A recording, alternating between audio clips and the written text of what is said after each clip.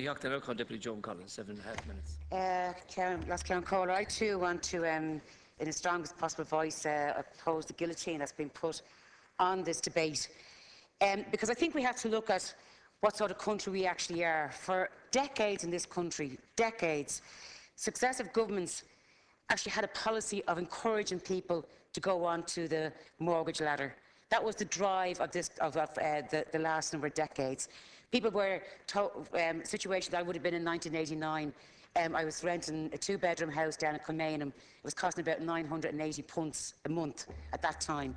And to get when an opportunity came up to buy a house in Inchicore, it was 31 grand, and the mortgage was 1,100.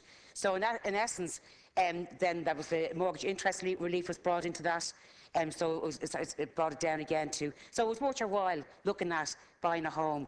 And governments brought in not only the tax relief incentives in mortgages, they brought in a tax relief in the 90s in relation to properties in the city and the apartments, all that sort of thing, to try and get people in to buy their own homes, to buy their own apartments, to buy into this property thing, rather than encouraging a healthy rental system and a strong rental system where tenants and landlords had rights, where there was proper accommodation that wasn't run down. We've all experienced a horrible rented stock in this city, private rented stock. We're seeing probably the starts of that now with the local authorities in the inspections on the South Circular Road, where apartments were full of mould, and toilets outside of the bedrooms, bed sits, dreary out things, neck curtains falling off them. And that was the rental. That was your choice, really, to a certain degree, for years and years and years in the city. So there was an incentive by people to get their own home, and it was a thing that was encouraged and actively encouraged by this government in relation to that. So we've also had the situation where government policy in the 70s and 80s actively encouraged people who are renting in local authority housing to buy their home. That was another thing, buy your home, and you're on the ladder then as well.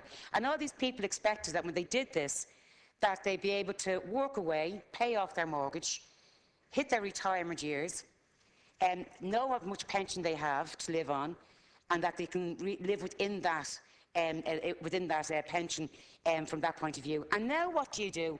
You slap a property tax on those people. You slash a home tax on those people after them having an expectant, as you keep saying to us, that high earners on the pensions, all that super pensions, they have an expectant earning. We had an expected earning that we'd be able to retire and have a certain comfort in our own homes. We have our money worked out. Working class people and ordinary people are very, very careful in managing for their later years in life. And now they've been told you're going to have to pay a home tax of 280 to 400 euro a month, and a water tax next year, an assessment most likely, and a broadcasting tax probably the following year. You're talking about an extra 600 to 800 euro per year on the average home. These are people who can barely get along. These are elderly people who are keeping their children going, actually paying for their children's school books and getting them fed and getting them clothed in many instances because of the effects of austerity that your government have carried on from the last government. The Tweedledum, Tweedledee, the Lanigan's Ball politics of you step in again, I step out again, you step in again, different governments, different parties, same policy. Continue on the austerity, continue on hitting on people who can ill afford these attacks. Please give people a bit of relief. A bit of people are saying to me, even if we got some sort of leniency and somewhere along the line that we can actually see, can we find our way out of this situation we're in, and people just don't see it there. We've had young couples then since 2004 or 5, huge stamp duty. I mean, again, made a reference to myself. I got a mortgage. I didn't buy my home because I haven't. The mortgage not paid yet. But I got a mortgage of 31 grand on my house in Inchicore. Recently, in the madness of the boom of the Celtic Tiger and all that, it was worth 500 grand. Well, it wasn't worth 500 grand. They've been sold for 500 grand. It was reality, and people ordinary people, young families that wanted to get onto that property ladder, which they were encouraged actively by government and successive governments, were paying massive stamp duty, and they're being asked to pay this property tax. I met a girl who actually went to the bank. She told me about 4 years ago, she went in for a loan for a car and actually came out with a mortgage for an apartment. That's the way it's been driven. Once you went into that room, you were encouraged, get onto the ladder, this is your opportunity, get your one-bedroom apartment. That girl now is renting that apartment, and she's sitting at home and living with her parents because she cannot afford to pay it, and she's renting it out. And that's the madness that we're going through. And then you are saying that these people have to pay a property tax, a family home tax. And right across the board, and the few ones that you're putting changes to is minimal. It will not have an impact on the people that really need that help. 1 out of 4 homes who have mortgages, which you quite rightly pointed out yesterday, are in distress over 90 days. Many are on interest only. They're in debt to their home. They're being told to pay this family home tax. You must be meeting people every day of the week that are in this situation. They cannot see their way to paying this family home tax. You've taken 27 billion out of the economy, not just this government, but partially this government. The Deputy has 1 minute remaining. Okay.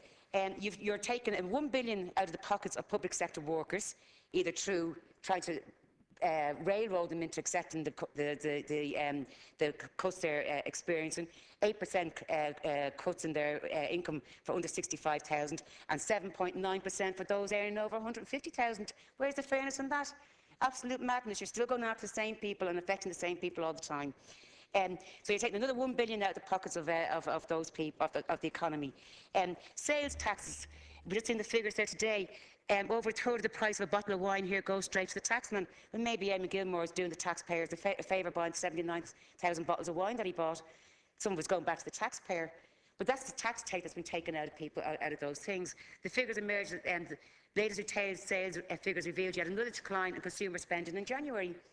People are facing fierce taxes from the point of view of spending in this country, and it's continuously hardening the line of austerity that people are affecting. So, yeah, I think, Minister, you should review exactly what you're doing. It's madness, it's lunacy, and you really are going to stress people out with this. Thank you, Deputy. I now call